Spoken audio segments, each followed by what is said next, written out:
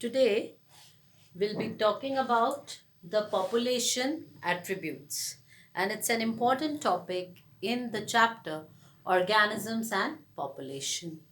Now, when we talk of population attributes, these attributes are actually those that describe the characteristics of a population. So, a population actually, when we see, it is a group of individuals. Population, when we define, it is a group of individuals which are staying together in a group in a well defined geographical area, and these organisms or the group of individuals will compete or they will share for the same resources because they will be staying in the same habitat, and they will interbreed and function as a unit of biotic community. So the population as a whole, when we see, it's a group of individuals residing in a particular habitat, and they will compete and fight over there, and they will also interbreed among themselves. And when we talk of attributes, the attributes are the characteristics of the population. So this actually is the population attributes or the characteristic, and it is very important to understand because it helps the government to frame its decisions and to plan out its activities. Also, it enables the scientists to study further. Now, when we talk of the population attributes, there are different attributes. Let us discuss some examples. The first is the population density, that how thick the population is or the group of individuals in a particular kind of environment. Then the second is mortality, or we also call it as death rate. Then third is natality, that is the birth rate.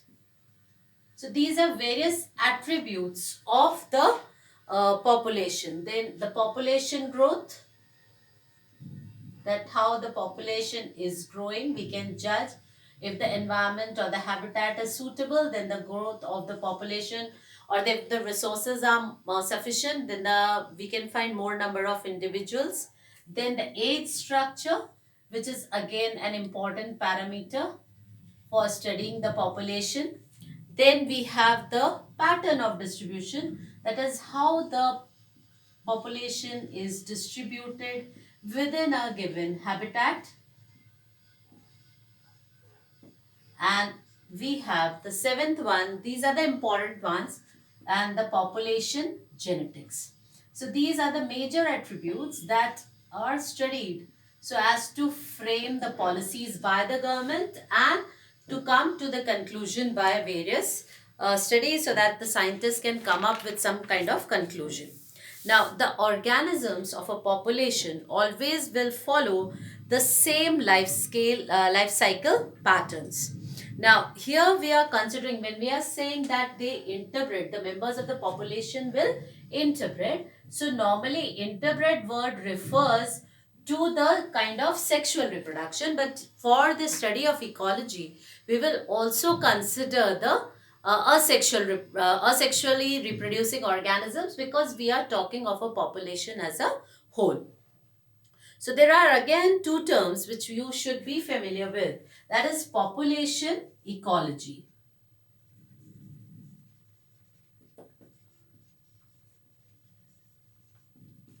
Now, the population ecology is actually the branch of science that deals with the study of population. So, population ecology deals with the study of population.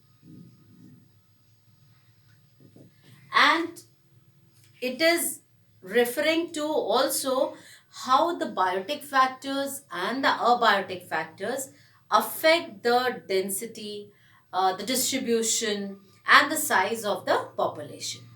There is another term which is known as demography. So we should not confuse between the population ecology and the demography. Both are completely different, because in this, as the term ecology, we are also considering the biotic factors and the abiotic factors that will affect the population, right? And demography is actually the study of human population. The birth, the death, and the migration are are important features for studying the demography of a population. So now we are talking of the population as a whole, and when we are talking of population as a whole, we are not talking of the individuals. Now, an individual, for example, when we talk, it will be taking few important attributes. So let us start first with a few important ones that we are going to talk. That is the death rate, birth rate, and the age structure in this particular session. We will be dealing consecutively in the next part of the video. We'll be dealing with other attributes. Now, in the first part, we'll be dealing with these three attributes, which are very, very important. Now, the first attribute when we are talking is the birth rate and the death rate.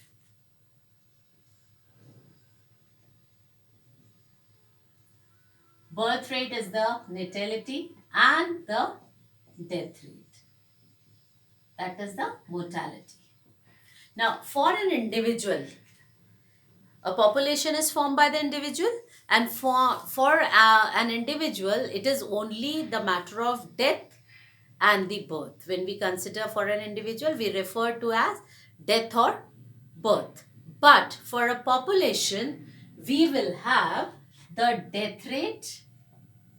For the population, we will have death rate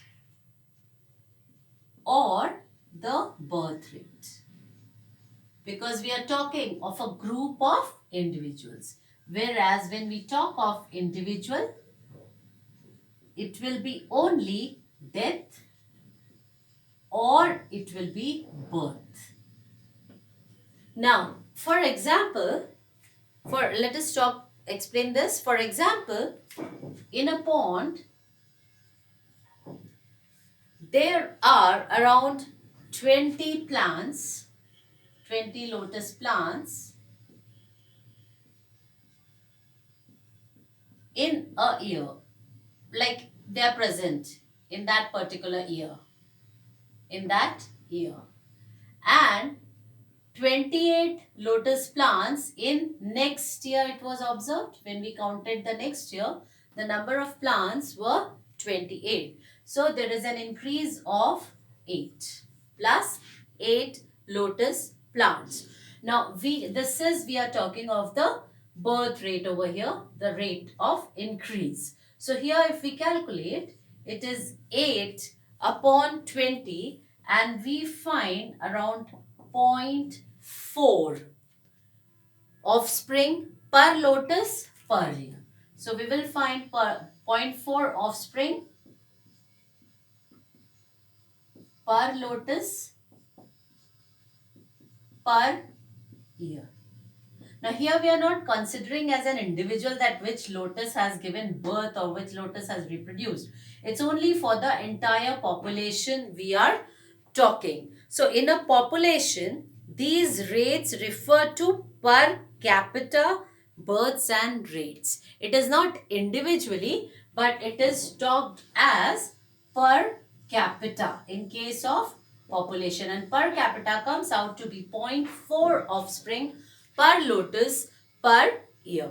Now similarly, we can calculate the death rate also. So this will give us an idea that how the pond conditions are favorable. Suppose this decreases, then we can also understand that the rate of reproduction has reduced, and we can find out the cause. Also the rate of increase, again this enables us to study the habitat in a better way, or the ecology in the better way.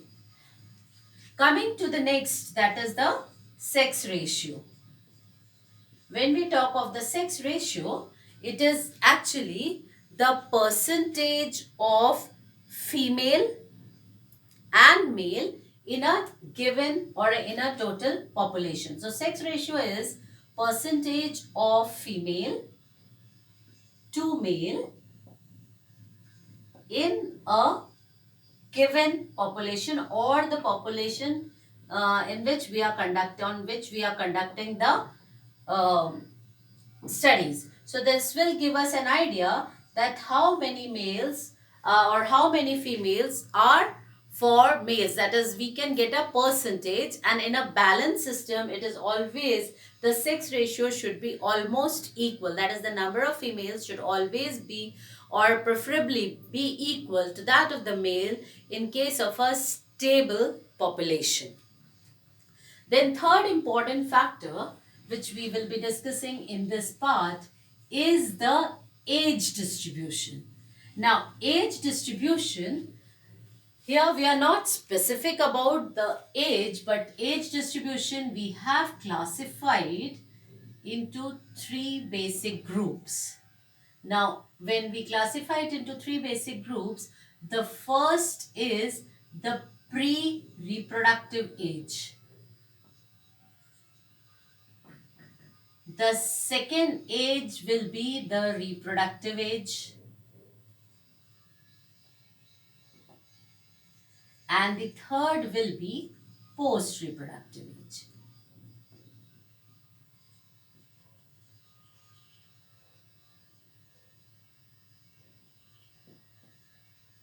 Now, broadly, the population is divided into these three categories. Now, when we plot a graph or the values of this, we get a pyramid, and that is known as age pyramid. And this pyramid gives us an idea that whether the population is declining, whether it is stable, or whether it is growing. We can have an idea when we plot this. So let us plot or find out what happens in the case of expanding. There are three we have to study. The expanding population, that means the population which is still growing or multiplying. The stable population which is multiplying but at stable rate. And the third is the declining type of graph. Now, when we observe the expanding graph or the age pyramid, we find that the pre-reproductive age group is much more in number than the post-reproductive age. So when we find such kind of graph, we find that the post-reproductive age is less when we are plotting the graph, and this is the reproductive part, and the expanding is quite big in number. So here you will find that the expanding is quite big in number. So we can say that the pre-reproductive age, and pre-reproductive will soon enter into the reproductive age. So as a result, the number will increase and the population will increase, and the post-reproductive age group is very, very less as compared to the pre-reproductive. So pre-reproductive, since it will soon jump to reproductive, that means the population is expanding at a fast pace. Now, when we study the next pyramid, which is stable, we find that the post-reproductive and the pre-reproductive, there is not much difference. The difference is less. You can see the difference from here to here in the graph. When we see, it is this much, and over here it is comparatively less. So this pre-reproductive is not very large in number, and it can match up with the post. So when it goes over here to the reproductive age, the population is produced or it is stable. The population growth is stable or the age is stable. Then when we say declining, over here in the declining, the post-reproductive and the pre-reproductive are almost the same. This is the post. So you can see over here that these are almost equal, and we can therefore say the population is declining. So these factors, actually, when we study these patterns or the attributes of a population, we can come to some solid conclusion in understanding of the population.